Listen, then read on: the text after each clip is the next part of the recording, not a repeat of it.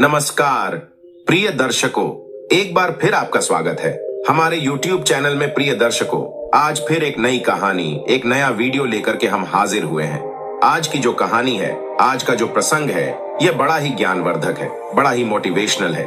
प्रिय दर्शकों, कौवा ने बताया कि औलाद पालो लेकिन उम्मीद मत पालो।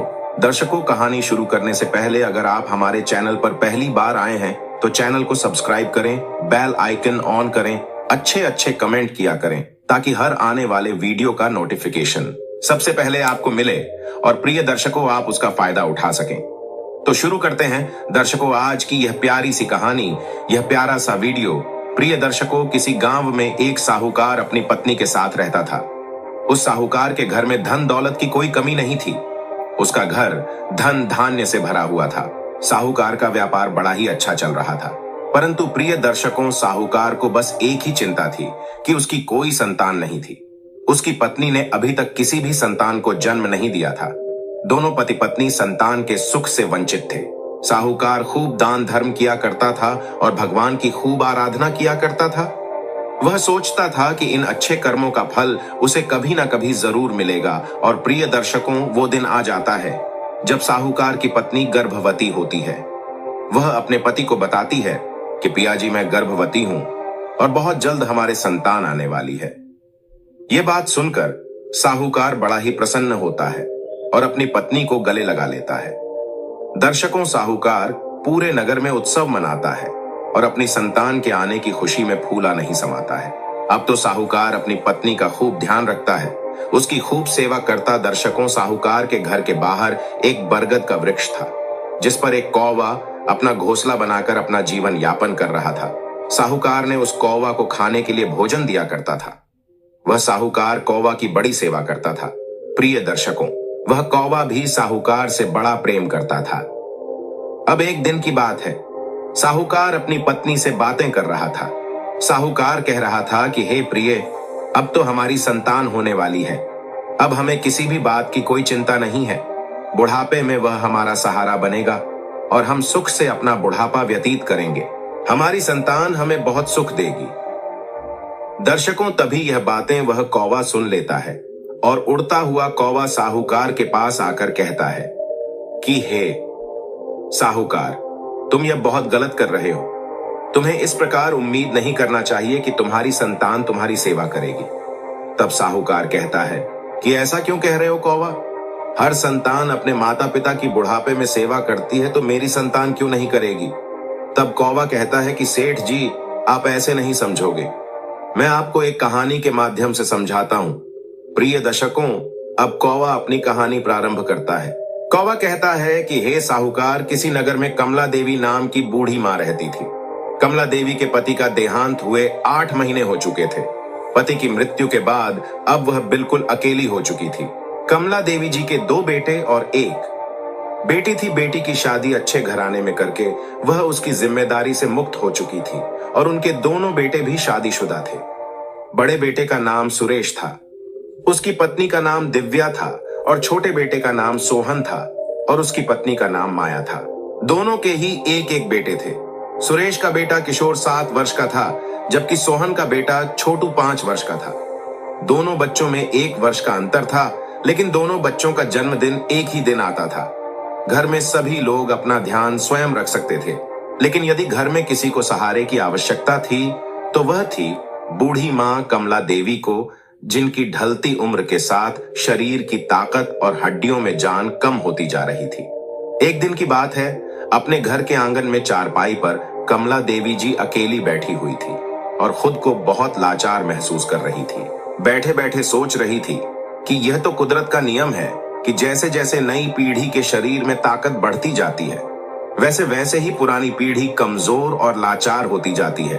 परंतु नई और पुरानी पीढ़ी के बीच इतनी दूरी आ जाएगी कि ना तो बच्चों को उनका अकेलापन दिखेगा और ना ही उनके आंसू नजर आएंगे। ऐसा तो मैंने सपने में भी नहीं सोचा था। प्रिय दर्शकों, कौवा आगे कहता है, हे साहूकार, जब 8 महीने पहले उनके पति की मृत्यु हुई थी, तब दोनों बेटे और बहुएं उनकी खूब सेवा कर रहे थे। अभी कुछ ही दिन बीते थे जब दोनों बेटों ने आकर कहा, मां, हमारा इन 2 कमरों में कैसे गुजारा हो पाएगा? अब बच्चे भी तो बड़े हो रहे हैं, तो उन्हें भी पढ़ाई करने के लिए अलग कमरा चाहिए। पिताजी तो कुछ किए बगैर ही स्वर्ग सिधार गए। अब आप ही कुछ कीजिए बेटे की यह बातें सुनकर कमला देवी जी कुछ हैरान रह गई और पूछने लगी कि बेटा तुम कहना क्या चाहते हो? मैं क्या कर सकती हूँ? मेरे पास तो इतने पैसे भी नहीं है कि मैं मकान पर खर्च कर सकूं। तभी उसका छोटा बेटा बोला, माँ, पिताजी ने सारी जमीन जायदाद आपके ही नाम पर कर दी थी। आपकी जो गांव वाली जमीन है उसकी तो आप ही मालिक हो माँ। आप उस जमीन का आधा हिस्सा बेच दीजिए। उसे बेचकर जो पैसे मिलेंगे उससे हम ऊपर की 2 मंजिलें बनवा लेंगे। फिर बड़े बेटे ने कहा, माँ आप ही सोचिए, हमारे बच्चे भी बड़े हो रहे हैं, जगह की कितनी कमी हो चुकी है और फिर कभी कभी बच्चों के मित्र भी आ जाते हैं या कभी उन दोनों का जन्मदिन मनाना होता है तो जगह ना होने के कारण उन्हें भी शर्मिंदा होना पड़ता है। प्रिय दर्शकों, बेटों के इतना आग्रह करने पर कमला देवी जी सोच में पड़ गई। फिर सोचने लगी कि आज हो या कल, आखिर यह सब कुछ बच्चों का ही तो है। ऐसा सोचते हुए उन्होंने गांव की जमीन का आधा हिस्सा बेच दिया और उससे आया पैसा बेटों को दे दिया और कहा, बेटा अब तुम्हें जैसा ठीक लगे तुम वैसा मकान बनवा लो। दोनों बेटों ने ऊपर 2 मंजिलें और बनवा लिए। दर्शकों, फिर कुछ दिन बीते तो एक दिन उनका बड़ा बेटा उनके पास आया और बोला, माँ अब आपकी तबीयत ठीक नहीं रहती है तो फिर आपको जमीन जायदाद का क्या काम है? अब इस बुढ़ापे में तो अपनी जिम्मेदारियां अपने बच्चों को सौंप दो और फिर आराम से बहुओं से अपनी सेवा करवाओ। शान से बैठकर अपनी बहू पर हुक्म चलाना। फिर कमला देवी जी बोली, बेटा तू ये सब क्या कह रहा है? मैं कहां भागी जा रही हूं?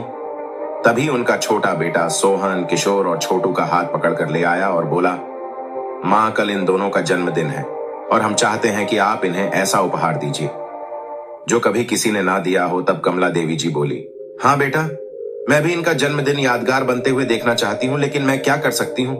मैं तो कोई अच्छा उपहार भी नहीं दे सकती। तभी बड़ा बेटा सुरेश बोला, माँ जी केवल आप ही हैं जो इन्हें अनमोल उपहार दे सकती है।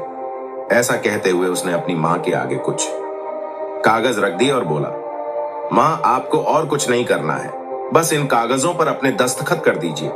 बूढ़ी माँ कहने लगी, अरे बेटा इस पर तो सब कुछ अंग्रेजी में लिखा है। तुम्हारे पिताजी हमेशा कहा करते थे कि दस्तखत करने से पहले कागजों को पढ़ लेना चाहिए क्योंकि धोखाधड़ी हो सकती है, लेकिन यह बात तो पराये लोगों के साथ लागू होती है। यहां मुझसे कौन धोखा करेगा? ऐसा कहते हुए उन्होंने कागजों पर दस्तखत कर दिए। लेकिन जैसे ही उन्होंने दस्तखत किए तो उनके मन में ख्याल आया कि पूछना तो चाहिए कि यह कागज किस चीज के हैं। और जब उन्होंने पूछा तो उनका बड़ा बेटा मुस्कुराते हुए बोला, माँ इस पर यह लिखा है कि आप अपने गांव वाली सारी जमीन हमारे नाम पर कर रही है। यह सुनकर बूढ़ी मां को एक धक्का सा लगा कि कितनी चालाकी से दोनों बेटों ने उनसे कागजों पर दस्तखत करवा लिए। पर फिर सोचने लगी कि बेटा सही तो कह रहा था कि मैं इस उम्र में जमीन का क्या करूंगी? अगर ये मैंने उन्हें दे भी दी तो क्या ही हो गया?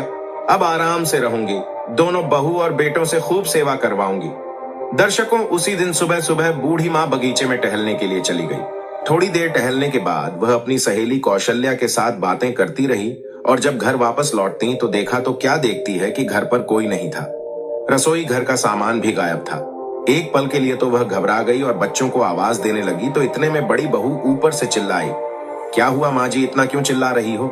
सारा सामान लेकर हम ऊपर आ चुके हैं। यह सुनकर बूढ़ी माँ बोली, ठीक है बहू, तुम काम में व्यस्त हो तो मैं भी ऊपर ही आ जाती हूँ। प्रिय दर्शकों, जैसे ही बूढ़ी माँ ऊपर पहुंची और पहला कदम रखा तो बहू जोर से चिल्लाई, अरे आपको दिखाई नहीं देता? सारा घर गंदा कर दिया। अभी अभी मैंने पोछा लगाया था, सूख तो जाने दिया होता। अपनी बहू दिव्या के मुंह से ऐसी बातें सुनकर कमला देवी जी का कलेजा बैठ गया और वह हड़बड़ाते हुए बोली, बहू मुझे बहुत जोर से भूख लगी थी, अगर मेरे लिए नाश्ता बना देती तो अच्छा होता। दर्शकों, बहू का गुस्से से भरा हुआ चेहरा देखते हुए बूढ़ी माँ बोली, मैं ऊपर आकर तुम्हारा घर गंदा नहीं करूंगी, तुम मेरे लिए खाना नीचे ही पहुंचा देना। तभी दिव्या बोली, देखिए माँ जी, अभी मैंने खाने को कुछ नहीं बनाया है, आप ऊपर जाकर अपनी छोटी बहू से पूछ लीजिए, उसने कुछ बनाया होगा तो वह आपको दे देगी। बूढ़ी माँ बोली, अरे बहू, पहले ही इतनी सीढ़ियां चढ़कर मेरी सांस फूल गई है, तुम ही कुछ दे देती। बहू बोली, माँ जी अभी मुझे बहुत काम है, एक रोटी बनाने का काम ही नहीं है। इतना कहकर वह अंदर चली गई। अब कमला देवी जी जैसे तैसे हिम्मत जुटाकर छोटी बहू माया के पास पहुंची। देखा तो वह भी घर के काम में व्यस्त थी। उन्होंने उसे आवाज दी और खाना मांगा तो माया ने कहा, माँ जी अभी मैंने रोटियां नहीं बनाई हैं, लेकिन रात की रोटियां पड़ी हैं, आप वही खा लीजिए। अब तो कमला देवी जी रात की बासी रोटियां लेकर उदास भाव से नीचे आ गई, परंतु वह इस बात को समझने में असमर्थ थी कि उनके आगे पीछे सारा दिन माँ जी कहकर उनकी सेवा करने वाली बहुएं आज उनके साथ इतना अजीब सा व्यवहार क्यों कर रही हैं। उसी समय उनकी बेटी सुनीता का फोन आया। सुनीता ने कहा, माँ कैसी हो आप, खाना तो समय पर खाती हो ना? तो कमला देवी बोली, बेटा मैं बिल्कुल ठीक हूँ, तेरे दोनों भाइयों और भाभियों ने तो मुझे सराखों पर बैठा रखा है, तो मेरी चिंता मत किया कर, तेरी भाभी गर्म गर्म खाना परोस कर गई है, अभी मैं खाना खा रही हूँ, बाद में बात करती हूँ। ऐसा कहती हुई बूढ़ी माँ की आंखें भर आईं और वह रोने लगी। वह अपनी बेटी का दिल दुखाना नहीं चाहती थी, इसलिए तुरंत फोन काट दिया और बेमन से वही बासी रोटियां खाते हुए उन्होंने मन ही मन सोचा कि आज मैं अपने दोनों बेटे सुरेश और सोहन से इस विषय में बात करूंगी। दर्शकों, इधर अब दोपहर बीतने को था और वह बूढ़ी माँ अभी तक दोपहर के खाने का इंतजार कर रही थी। जब कोई खाना लेकर नहीं आया तो थककर उन्होंने आवाज लगाई, बहू मुझे भूख लगी है, खाना तो दे दो, परंतु किसी का कोई जवाब नहीं आया। थोड़ी देर बाद उन्होंने फिर से आवाज लगाई। 3-4 बार आवाज लगाने पर भी जब कोई नहीं आया तो थक हार कर वह फिर से ऊपर गई तो बड़ी बहू दिव्या ने नाक मुंह बनाते हुए 2 रोटी और सब्जी एक कागज में डालकर ऐसे रख दी जैसे किसी भिखारी को खाना दिया हो। बहू का ऐसा अजीब व्यवहार देखकर बूढ़ी माँ की हैरानी का ठिकाना नहीं था। सोचने लगी कि आखिर आज दोनों बहुओं को मेरी 2 रोटियां भी भारी क्यों लग रही हैं? आखिर एक दिन में ऐसा क्या हो गया? अभी वह इन्हीं विचारों में डूबी हुई थी कि उसकी नजर बाहर से आते हुए अपने छोटे बेटे पर पड़ी। पीछे पीछे ही बड़ा बेटा भी आ रहा था। जैसे ही वह दोनों अंदर आए तो बूढ़ी माँ ने कहा, बेटा सुनो, मुझे तुम दोनों से कुछ जरूरी बात करनी है। तभी छोटा बेटा बोला, माँ जी जो भी बात करनी है बाद में कीजिएगा, मैं अभी बहुत थका हुआ हूं। बड़े बेटे ने भी कहा, माँ आपको तो कोई काम है नहीं, हम थके हुए आते हैं तो आप आते ही पीछे पड़ जाती हो। इतना कहते कहते वह दोनों चले गए और वह बूढ़ी माँ छोटा सा मुंह लेकर वहीं बैठी रह गई। उन्हें रात भर नींद नहीं आई। अगले दिन सुबह उठकर उन्होंने अपने बेटे से बात करने की सोची और सीढ़ियां चढ़कर ऊपर चली गई। ऊपर जाकर देखा तो उनका बेटा सुरेश ऑफिस जाने के लिए तैयार हो रहा था। तभी उनकी बहू दिव्या ने मुंह बनाते हुए कहा, सुनो तुम्हारी माँ आई है। बूढ़ी माँ यह सुनकर हैरान रह गई और बोली, ये क्या बात हुई? बहू क्या मैं तुम्हारी कुछ नहीं लगती हूं? तभी सुरेश बोला, क्या माँ इसमें इतना नाराज होने वाली क्या बात है? फिर बूढ़ी माँ बोली, बेटा आखिर बात क्या है? कल से बहू का व्यवहार भी बदला हुआ है और तुम भी इतना अजीब व्यवहार कर रहे हो। तब सुरेश कहने लगा, क्या माँ आप भी सुबह सुबह फालतू ड्रामा करने लगी?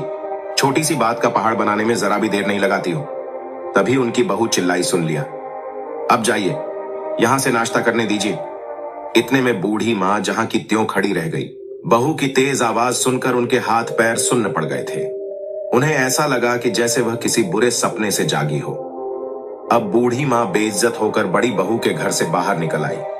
बेचारी बूढ़ी माँ बहुत ज्यादा डर गई थी, लेकिन उन्हें भूख लगी थी, इसलिए हिम्मत करके ऊपर छोटे बेटे के पास चली गई। घर का दरवाजा खुला था। उन्होंने आवाज दी, लेकिन कोई नहीं आया तो वह अंदर जाकर बैठ गई। उनके बेटे सोहन ने उन्हें देखा तो रसोई घर में से 2 रोटियां लाकर उन्हें दे दी। अभी बूढ़ी माँ ने पहला टुकड़ा मुंह में डाला ही था कि इतने में छोटी बहू कमरे से बाहर आई और बोली, माँ जी आप यहाँ कैसे? अपनी बहू के इस सवाल को सुनकर उनकी आंखें भर आईं। बूढ़ी माँ बोली, यहाँ कैसे मतलब? आज दिव्या बहू ने भी मुझे कह दिया है कि यहाँ मत आया करो, और अब तुम भी ऐसी बात करोगी तो मैं कहाँ जाऊंगी? अपनी माँ की यह बात सुनकर सोहन ने उन्हें कहा, माँ आप पहले खाना खा लीजिए, फिर बात कर लेना। सोहन को अपनी माँ के साथ नरमी से बात करते देख छोटी बहू माया उसे गुस्से से देखने लगी, लेकिन उस समय कुछ नहीं कहा। अब रोटी खाकर बूढ़ी माँ वापस नीचे अपने कमरे में चली गई। इधर अगले दिन जब उन्होंने अपने बड़े बेटे सुरेश से दवाइयां लाने को कहा तो बड़ी बहू दिव्या ने स्पष्ट जवाब दे दिया कि हमसे अपने खर्चे तो पूरे नहीं होते, तो आपके खर्चे कैसे उठाएं? बात केवल 2 रोटी की होती तो चल भी जाता, लेकिन आपके खर्चे कम नहीं है। कपड़ों का खर्च, दवाइयों का खर्च, खाने पीने का खर्च। नहीं माँ जी, हमसे तो यह सब खर्च नहीं उठाया जाएगा। प्रिय दर्शकों, अब बूढ़ी माँ ने बड़ी बहू के पास जाकर खाना मांगना छोड़ दिया था। अब तीनों समय का खाना छोटी बहू के यहाँ से ही खाना पड़ता था। अब कुछ दिन तो ऐसे ही चलता रहा।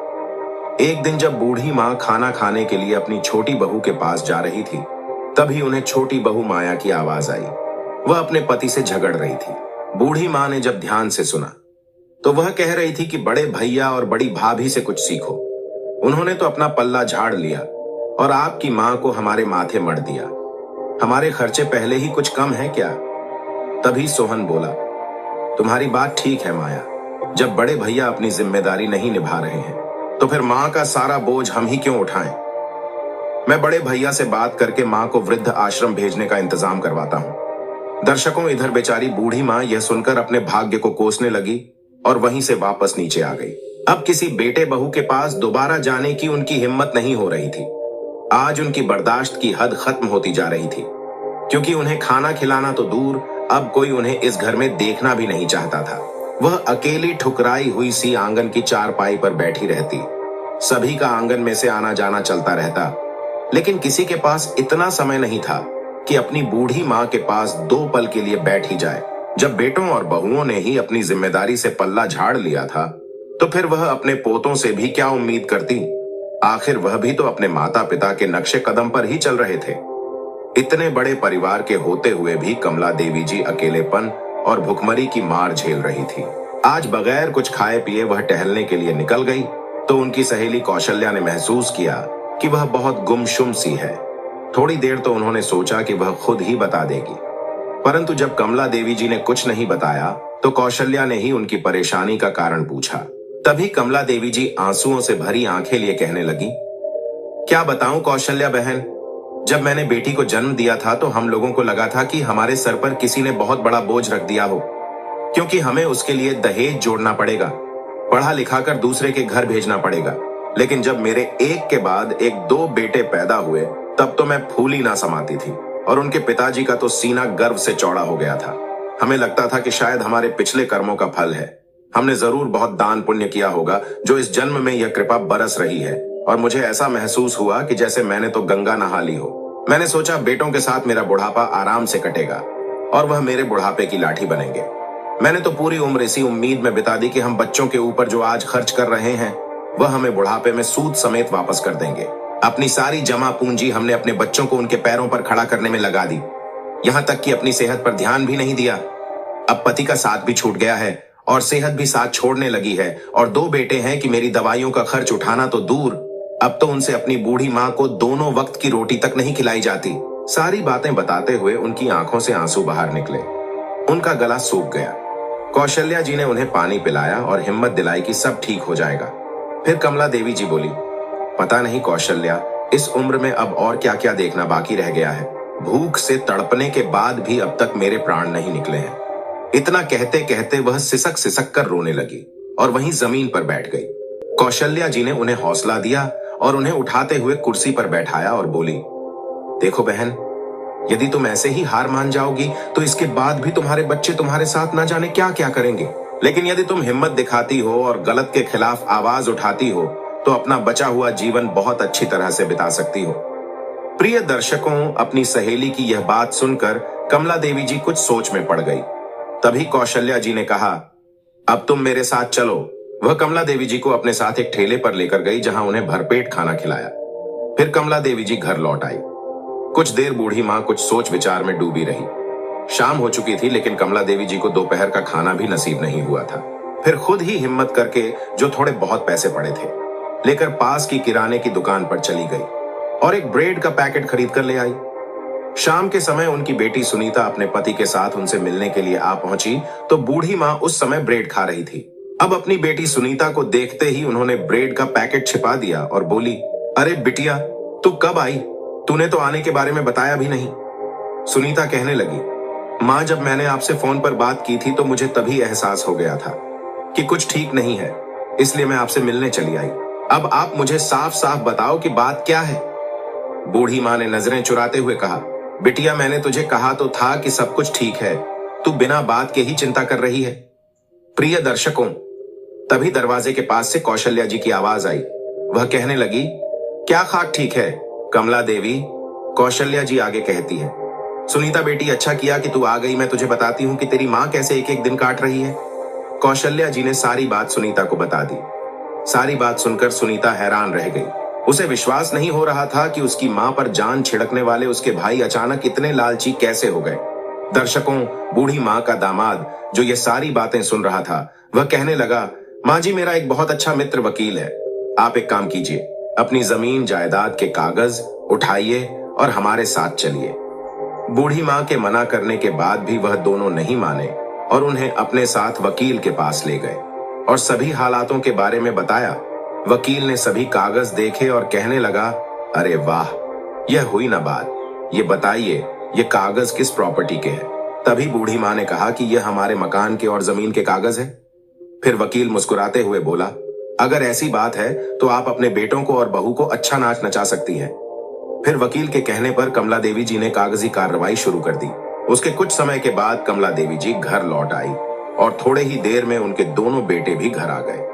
वह दोनों बेटे उनके पास आकर बोले, मां, अब हमसे आपका बोझ और नहीं उठाया जाता, इसलिए हमने आपका इंतजाम वृद्ध आश्रम में करवा दिया है। यह बात सुनकर बूढ़ी मां हैरानी से उनकी ओर देखने लगी तो बड़ा बेटा बोला, चिंता मत कीजिए मां, वहां आपको किसी भी तरह की कोई कमी नहीं होगी। दर्शकों, अभी यह बात चल ही रही थी कि सुनीता और उसका पति वकील के साथ उनके सामने हाजिर हो गए। उन दोनों को वकील के साथ वहां देखकर दोनों बेटों और बहू की हैरानी का ठिकाना नहीं रहा। बड़ा बेटा बोला, ये सब क्या तमाशा है? तुम लोग यहां वकील के साथ क्यों आए हो? फिर छोटे बेटे ने कहा, अच्छा, अब समझ में आया कि मां की संपत्ति में तुझे और जीजा जी को भी अपना हिस्सा चाहिए, इसलिए वकील को लेकर आए हो। लेकिन एक बात कान खोलकर सुन लो, यह संपत्ति हम दोनों भाइयों की है, तुम्हारा इसमें कोई हक नहीं है। यह बात सुनकर सुनीता और उसके पति को बहुत गुस्सा आया। तभी सुनीता बोली, मुझे मां की संपत्ति में से एक पैसा भी नहीं चाहिए। मैं तो केवल इतना चाहती हूं कि मेरी मां इस बुढ़ापे में सुखपूर्वक अपना जीवन बिताए। अरे, मैं तो मां को अपने साथ लेकर जाना चाहती थी, लेकिन मां ने ही यह कहकर मना कर दिया कि अपने जीवन का अंतिम समय वह पिताजी की यादों के साथ इसी घर में रहकर गुजारना चाहती है। दर्शकों, फिर बूढ़ी मां ने चेहरे पर गुस्से भरे भाव लाते हुए कहा, अरे, अपनी बेटी से ज्यादा मैंने और तुम्हारे पिताजी ने अपने बेटों को प्यार किया, यह सोचकर कि बेटियां तो पराई होती है, केवल बेटे ही बुढ़ापे में साथ निभाते हैं। लेकिन आज मुझे यह महसूस हो रहा है कि हमसे कितनी बड़ी गलती हो गई थी। तुम लोगों ने तो मेरे पास कोई और चारा ही नहीं छोड़ा था। जब तक जायदाद मेरे नाम पर थी, तब तक मेरे आगे पीछे दौड़ते थे, और अब फर्ज निभाने की बात आई तो तुम सभी ने हाथ पीछे खींच लिए। मेरा पैसा और जमीन तुम सबको चाहिए थी, पर तुम्हारी बूढ़ी मां, उसका क्या? यह मत भूलो कि यह घर आज भी मेरे पति का है, जिस पर सबसे पहले अधिकार मेरा है। तभी बड़े बेटे ने कहा कि इस पर आपका कोई अधिकार नहीं है।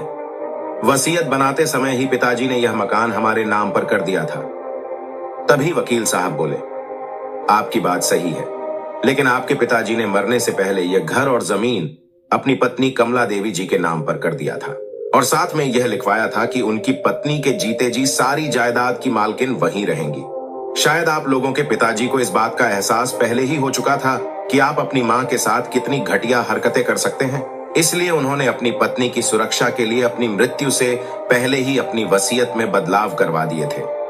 उनकी मृत्यु की जो तारीख आपने बताई है, उससे ठीक 2 हफ्ता पहले ही वसीयत बदलवा दी गई थी। आज की तारीख में यह घर और आपके पिताजी की गांव की जमीन कमला देवी जी की है, और वह जैसा चाहे उसका इस्तेमाल कर सकती हैं। कोई उनसे कुछ नहीं कह सकता। प्रिय दर्शकों, यह सुनकर तो दोनों बेटों की जैसे जान ही निकलने लगी। वह कभी वकील को देखते तो कभी अपनी मां को। इस घटना के बाद कमला देवी जी, जो आज तक सब कुछ सहन करती आई थी, अब वह चुपचाप रहने वाली एक सीधी साधी महिला नहीं रही। अपने अधिकार के लिए लड़ाई लड़ना उन्हें आ गया था, और अपनी औलाद को सबक सिखाने के लिए उन्होंने अपने बेटों बहुओं को फरमान सुना दिया कि वह जल्द से जल्द मकान को खाली कर दे। इतनी बात सुनते ही बड़ा बेटा सुरेश अपनी मां के पैरों में गिर पड़ा। कहने लगा, मां, मुझसे बहुत बड़ी गलती हो गई, मुझे माफ कर दो। उसी समय उनका छोटा बेटा सोहन बोला, मां, मुझे तो बड़े भैया ने उल्टी पट्टी पढ़ाई थी, नहीं तो आप जानती ही हो कि मैं ऐसा करने के बारे में कभी सोच भी नहीं सकता था। फिर कमला देवी जी बोली कि मुझे धुत करने से पहले तुमने इतना तक नहीं सोचा कि इस उम्र में हमारी माँ कहाँ जाएगी, अकेली कैसे रहेंगी। फिर मैं तुम्हारे बारे में क्यों सोचूं? लेकिन मैं अपने दोनों पोतों को दर दर के ठोकरें खाने के लिए नहीं छोड़ सकती। इसलिए तुम लोग इस घर में रहना चाहते हो तो तुम्हें सबसे ऊपर वाली मंजिल पर रहना होगा। दर्शकों, अब कमला देवी जी ने अपनी गलती सुधारते हुए एक और कदम उठाया। उन्होंने वसीयत में बदलाव करवाया कि उनकी मृत्यु के बाद उनके गांव की जमीन पर सिर्फ उनकी बेटी का हक होगा, और अपनी सहेली की मदद से उन्होंने अपने मकान की बीच वाली मंजिल किराए पर दे दी और सबसे नीचे वह स्वयं रहने लगी। सुनीता ने उनके लिए खाना बनाने, साफ सफाई करने और कपड़े धोने के लिए एक नौकर भी लगा दिया। अब कमला देवी जी को अच्छा खाना नसीब होने लगा था। दर्शकों, अपनी सासू माँ का यह बदला हुआ रूप देखकर दोनों बहुएं दंग रह गई थी। उम्मीद करते हैं कि आपको हमारी आज की यह कहानी पसंद आई होगी और आप इससे ढेर सारी प्रेरणा लेंगे। मिलते हैं अगली ज्ञानवर्धक कहानी के साथ अगले वीडियो में। तब तक के लिए नमस्कार, धन्यवाद।